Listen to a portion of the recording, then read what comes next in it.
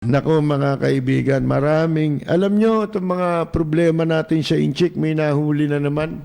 Kidnapping syndicate na naman. Yan na naman. Diyos ko. Mga kaibigan, 4 na Inchik.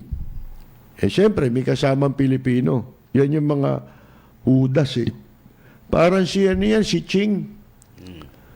Alam mo yung Ching na yun, yung nabanggit doon sa video na pinresent ni Risa Ontiveros sa katiwalian dyan sa airport tungkol doon sa pag-abuso sa visa upon arrival na yan na pinagkapeperahan ng bilyon-bilyon sa immigration. Mga Inchik din ang kumikita, yung local na Inchik dito. Alam nyo, problema natin yung matagal na lalo na kung hindi pinayagang makapasok dito yan, sana hindi kasing laki ng pangamba ngayon natin na mahahawahan tayo niyan. Di ba? Oo. Yang coronavirus na yan. Kung walang Inchik dito na pasok ng pasok. Ha? Ang duwag. Oo. Ngayon, sa Japan, pagka pupunta ka, kukuha ka ng visa, may requirement sila. Ewan ko kung paano yun, yung hihingang ka raw ng ng parang tungkol sa coronavirus. Siguro parang certificate, ganyan, na ikaw wala kang ganun. Mga ganun sila nakahigpit ngayon. Di ba? Bali ba, ang daming merong nahawahan dun sa sa Japan, di ba? Mahal nila bansa nila dito. Yung pag-iingat, yung pagpapahalaga, natural yun. Tayo, wala naman tayong pagpapahalaga sa sarili. Tapos, pagka magmumura tayo ng ibang bansa, para bang lumalabas, ikaw ang may pagpapahalaga. Oo.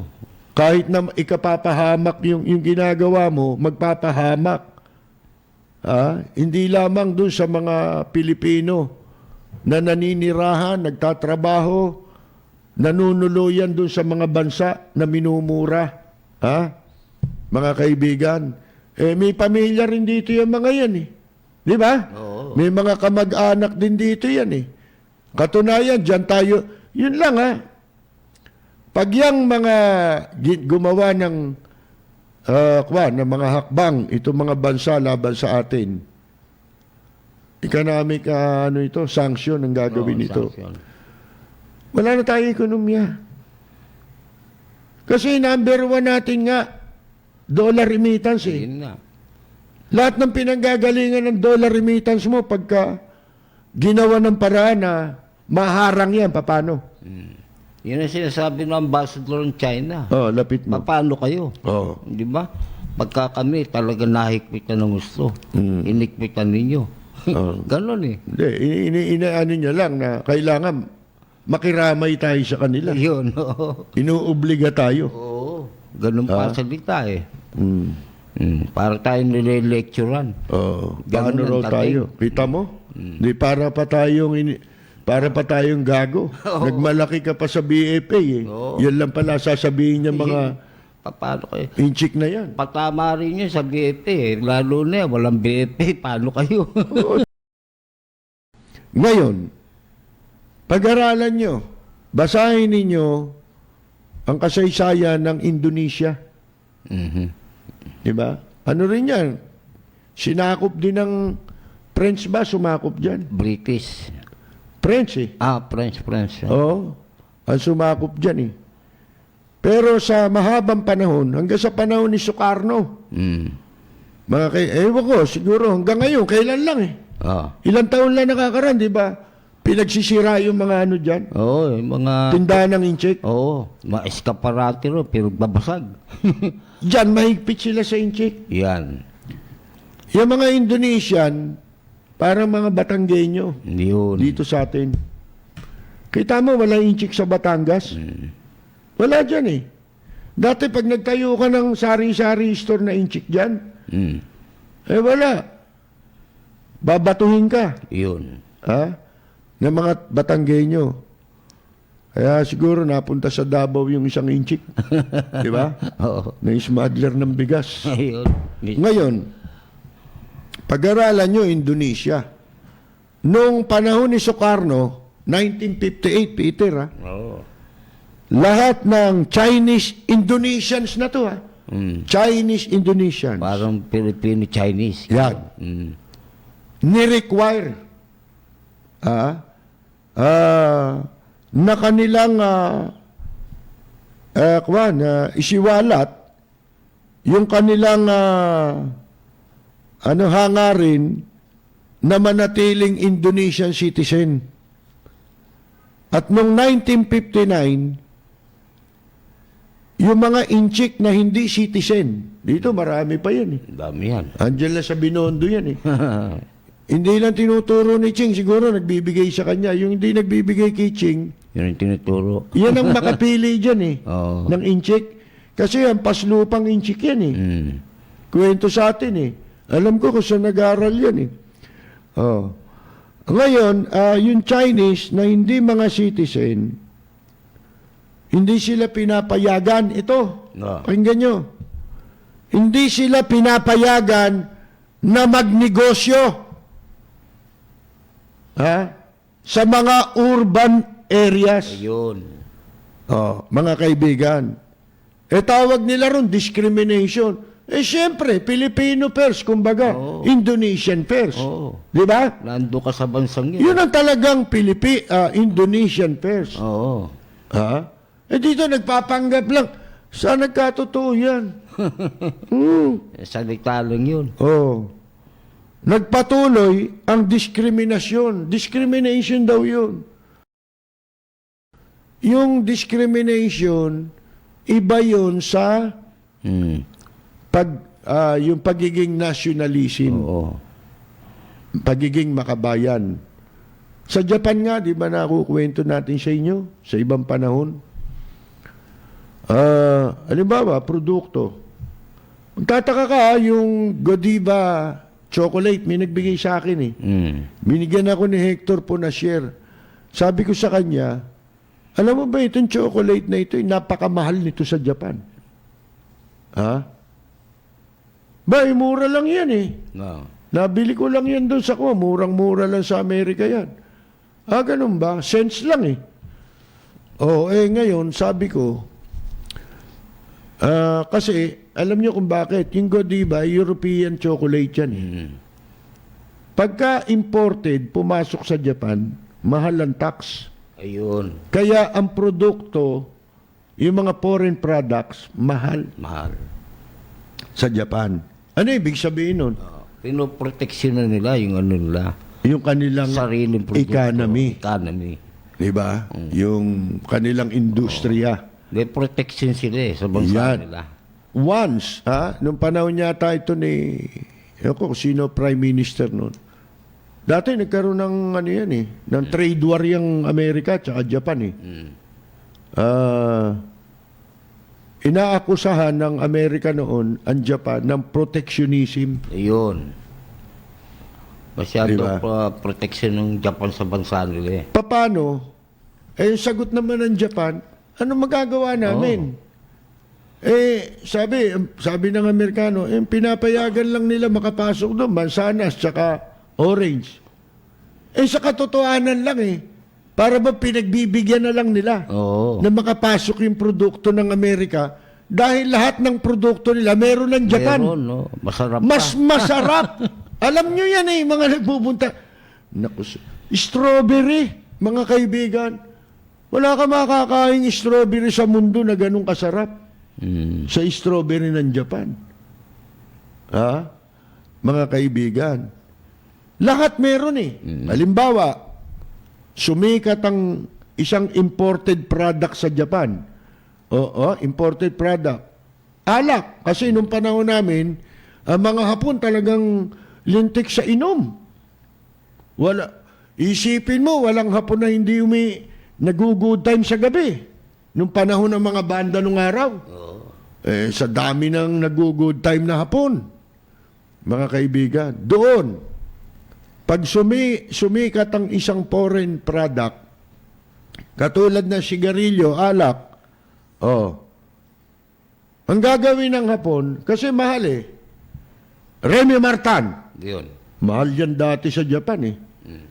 Hanggang ngayon naman. Mahal ang tax kasi, di ba? Kaya mahal. Kaya mahal ang presyo. Hennessy, cognac eh. Eh wala silang ganun na product. Ano ginawa ng Japan? Nung nakita nila sa kabila na mahal, tinatangkilik. Ha? Kasi masarap. Ang ginawa ng mga pabrika ng alak, Suntory, number 1, di ba? Hindi naman masarap yung whiskey nung Suntory. Oo. Kung ikukumpara mo sa ibang whiskey. Oh. Ang ginawa nila, kinopya nila yung inihawig nila. Gumawa sila, naglabas sila ng mga series, nakahawig nung mga bote Yung bote. ng imported. Oh, para magkaroon ng anong tawag mo rin? Similarity. Yung pagkakahawig. Ano yun, psychological yun eh. Oo. Di ba? Oh, pero mas mura kasi Japanese product ito. Ano nangyari? Medyo humina na. Oo. Unti-unti humina ang produktong dayuhan. Ganon din sa sigarilyo. Pag sumikat sa kanila ang isang klase ng produktong sigarilyo na imported, tatapatan nila yun. Lalagyan nila ng kahawig. Tawag. O kaya ay counterpart na medyo ilalapit nila ron ng lasa, pati packaging, para ang tangkilikin ng kanilang mamamayan yung sarili nilang produkto. Na yun naman ang nangyayari. Bakit? Dahil likas sa mga Hapon ang pagiging nationalistic. Makabayan ang mga Hapon. Babasahin ko lang itong ilang mga tagapakinig natin na nagpadala ng mensahe sa atin. Si Chef Eddie Kapampangan ay binabati natin. Although Kapampangan ho ang apelyido niya, pero hindi pala siya Kapampangan. Ano yung chef? Cook ba Chef, yan? cook. Cook talaga. Oo. Kala ko. Hindi naman ito si Kwan eh. Si Andanar eh. Ganun ba? Si Andanar ano? Ano yun? Shit. Ngayon, sabi niya, 5 years na raw siyang nanonood sa Lapid Fire. Ba? Tagal na. Taga California siya, sa Union City. Tuloy-tuloy yan. 5 years, di tagal na nun, mga kaibigan. Sobrang ganda ng programa nyo. Di ko talaga pinapalagpas. Kasi ang ganda. Salamat at mabuhay kayo kasama si Ka Peter. Salamat to. Si Chef Eddie Kapampangan, pero waray ako dito. Waray. Dito ako sa Pinoy Handaan. Ba? Ako rin waray eh. Oo. Waray pera. Ano ito? Restaurant yata ng Pilipino. Ganun. Pinoy Handaan ang pangalan. Oo. Sa Union City, California. Lahat ng empleyado nanonood sila dahil sabi ko dung kayo makakapulot ng patas na pagbabalita. Sana mabati mo rin kami. Binabati natin si Chef Eddie Kapampangan at ang kanyang mga kasamahan, mga kababayan natin Pinoy na nagtatrabaho dyan sa Pinoy Handaan sa Union City. Mabuhay po kayo. Pag ako'y napunta dyan, pakanin nyo naman ako. Ha? Sigurado. Alam mo ako, kahit nung nagpunta ako sa Amerika hindi ako masyadong kumakain ng pagkain ng Amerikano. Mas hinahanap ko yung Iba pagkain yun, dito. Kasi pagka doon niluto, parang mas masarap no? Hindi naman. Hindi naman, ganun din. Hindi, mas masarap dito. Sa bagay. Kasi magkaiba ingredients. Pero siguro ngayon, bukas na meron ng mga Asian, Oriental grocery. Kung ano yung available dito, available na rin doon. Mabibili mo na rin. Kaya, bagong-bagong na. Ngayon, hindi katulad nung medyo nung mga ilang taon nakakaraan, wala pa yung mga yan, pagtsatsagaan mong gamitin yung iba lasa ng mga kanila. Panimpla. Ano ba, gumawa ka ng kaldereta. May mga sangkap yan na medyo iba lasa. Sa pala, magkakatalo na sa toyo eh. Toyo. Wala naman silang toyo. Ang available na toyo dati lang doon, yung mga Kikoman. Kikoman. O, iba na lasa noon. Iba yun, Pagka gumamit ka noon, di ba? Oh. Si Franz Celsa, binabati rin natin, matagal na rin daw nakikinig sa ating programa. Pero ngayon lang siya nagkaroon ng lakas ng loob na mag-message. Binabati ka namin, Franz Celsa. Si Chris Garciano ng Barcelona, Spain. Binabati rin natin. Sabi niya, taga-subaybay ng programa natin everyday from Barcelona, Espanya. Lahat ng mga nabanggit sa araw ngayon, February 13 pa pala itong kanyang message, ay totoo, wala na silang ginawa kundi mang-away na lang. Salamat sa programa nyo everyday may nagsasalita ng tama. Isa nating kababayan at kaibigan ko dito ang nagsabi sa akin panoorin yung balita sa DCRJ. Napaganda pala pakinggan at panoorin yung programa nyo. Salamat mabuhay ka, Chris Garciano ng Barcelona, Spain. Baka may babanggitin ka, Peter. Si Canuel Binuya. Si Canuel. Tsaka yung mga taga Sampaloc, si Junior Lapid, nabati ko sa kanyang panonood, kung nanonood, Kasi, nakabalik na ba tayo sa radyo?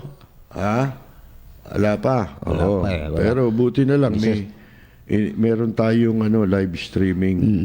At saka sa TV, sa doon sa tawag? Digital Box at TV Plus. TV Plus. Magbabasa tayo rito, Si Katropang Carmela Torres Balcos, binabati natin si Emily Cruz Gebana, si Diomedes Monsera Nuwalda, si Edwin Angara from Perth, Australia, si Jorge Beichong, nakatropa natin sa Tokyo, Japan, siyempre si Arlene Tañedo Varias at Simon Varias ng Amsterdam. Mga katropa natin, si Carol Torres Brihiño, si Susana de los Santos. Hindi nakakapakinig ngayon si Susana sa radyo. Baka nanonood sa streaming. Si si Kaenyang Mina, si Kaani Flormata Saludes, si Rosemary Victoria, si Rosita DC, ang mahusay na singer at actor si Jun Di Valencia. Sino pa ba? Iba na pasensya pagka medyo nakakalimot tayo. Alam niyo naman tumatanda eh. Si Leds Chulbo, isang musician yan. Si katropang Ella Samson Albiar, Kumusta ka na, Ella? Si Ella Gonzales. Yan. Si Belia Saledor Privado Regencia. Ayan. Silvio Logarte. Si Senyor Tonet Pabie, isa pong veteran. Icon na ito eh. Musician. Sila po yung kasama sa front act ng Beatles. Nung nagpunta ang Beatles, nag-concert po dito sa Rizal Memorial. Yung banda nila, kasama si Joey Smith. Yan. Si Irene Sian Austin. Kilala ko na to. Nagpapakilala siya. Si Mike Madela. Katropa ko yan si Irene Si May J. Si Oscar De Jesus, katropa natin sa California, at si Jerry Grad. Si Chrisiel. Nanonood ba si Chrisiel? Si John Panopio ng Australia. Si Lorena Alberto Das. Si Cyril Belen ng Antioch, California. Ariel Kabawatan ng Singapore. Si Reddy San Miguel ay nanonood sa atin. Si Jen Alchanaig. Si anong tawag? Si Dada ba nanonood sa atin? May tugtog ngayon yun. Si Angelo ba? Si Jingle Si Angelo Santos, isang banda, veterano. Ito naman yung tatay ng Mariah Carey of the Philippines. Pero si Jingle, mga bandan Japan yan talaga. Mga urid. Si Aurora Lim ng New Jersey, binabati natin. Si Concepcion Ison Chulbo. Si Mirna Guillermo ng Chicago, tsaka si Roxanne Rankin ng Florida. Meron pang taga Florida nabanggit ko yata kahapon. Araceli Carlos Lubo, si Rosalini Jezabella, Nelson Pabustan, si Andres Bonifacio ng Chicago, Michigan, si Larry Atanasio, si Mimi Basalio, Ted Noriega Di Maculangan, si Nereo Aramil, sa TV Plus nanonood siya, si Henry Martinez, lagi raw tayong pinanonood, nasa Jeddah sila, si Henry, Tess, June at Eloisa, kasama ni Henry. Si Akong Gamboa, si Hector Falguera, si Tigradu, Erwin Gutierrez, si June Ferrin, si Raul Bautista. Kilala ko yata ito si Raul Bautista. Si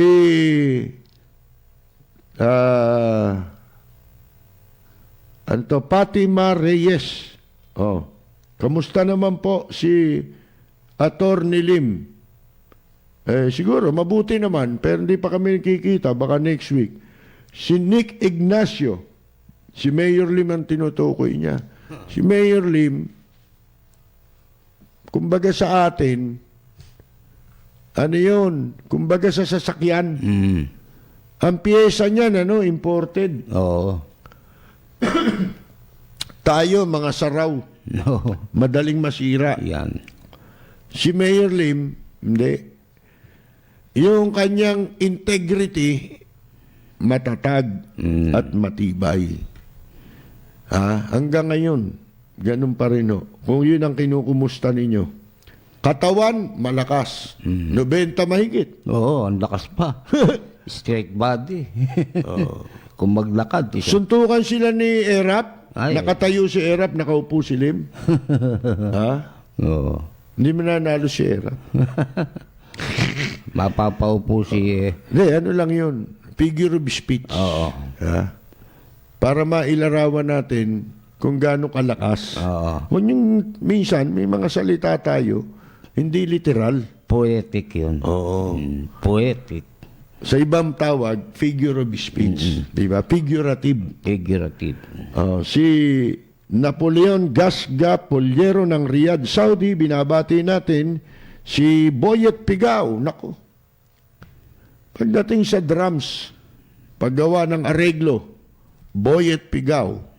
Ano band din yan? Dating ranger, drummer ng Apo Hiking Society. Nako. Hindi. At saka napakabait niya.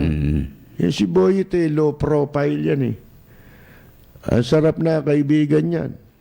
Tagilati naging sipin mo, sikat yan. Lumalabas sila nag-ano sa television di ba? Tumutugtog ako nun doon sa Timog. Sa international pub. Pumuesto ako dyan. Pero nasa radyo na ako noon. Ginawa kong libangan. Once a week, mutugtog. Pinupuntahan ako niyan. Doon kumakain niya bago pumasok sa trabaho yan . Si King Romero o si Crisel Diana Tangan. Auntie ko ito . May bahay ni Captain Tangan. Captain Eladio Tangan. Si Jojo Brian Aspiras ay binabati po natin. Si Richard Galliano ng San Pedro, Laguna. Live streaming nanonood. Si Peter Wilson Tan ng Santa Rosa, Laguna. Si Orlando Serrano. Si Maris Bautista Sanchez, isang singer. Sexy na, maganda pa. Si Maris. Totoo yun. Mabait pa yan. Si Mir Hernandez.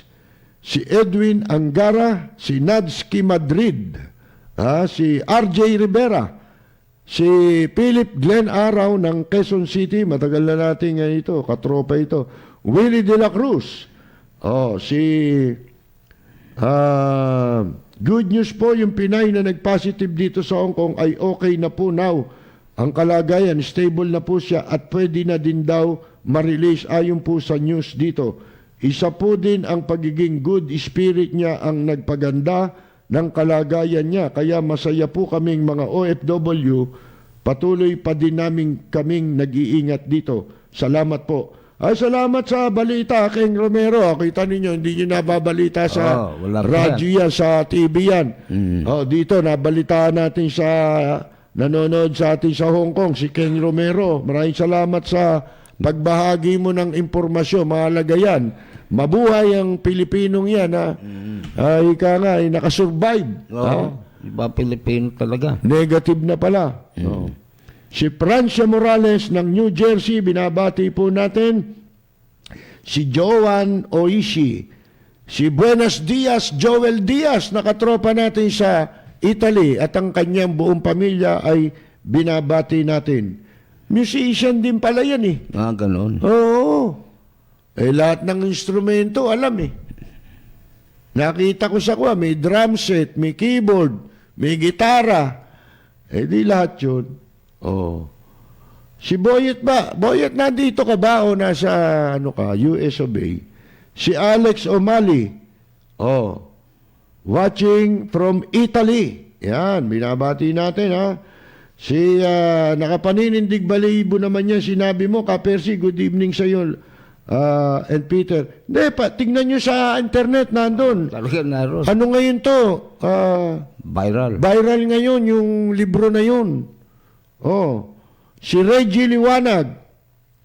Kala ko nga si Propeta Isaias ang sumulat eh. Mga kaibigan eh. Natupad lahat. Bakit daw ang Russia hindi yata napasok ng ENCOB? Sabi ni Rodriguez Ramil Richel, ba't gusto mo ba? Wag naman eh. Kakalat yan pag kami nahawa. Si Robert Cruz. Mula ng Valenzuela City.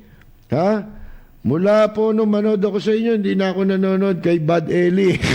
Soriano, katropa nyo na po ako. Nagbagong daan ka na, hindi dating daan.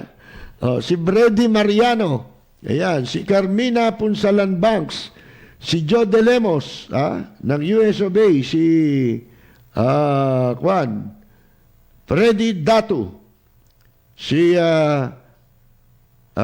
DC Encarnacion, si Lloyd Dantes Casal, si Eric Moico, The Eyes of Darkness by Dean Kuntz. Oo nga. Basahin niyo yun. Si Fatima Reyes. Ano yun? The Eyes of Darkness, hanapin mo. Yun lang i-type mo, Fatima, makikita mo na. Si Pelbert Brasa. Makikita niyo yun. The Eyes of Darkness. Yan. I-google nyo, sulat nyo lang yun. Lalabas na yun. Si Generoso Jean Lucena Jr., isa pong folk musician.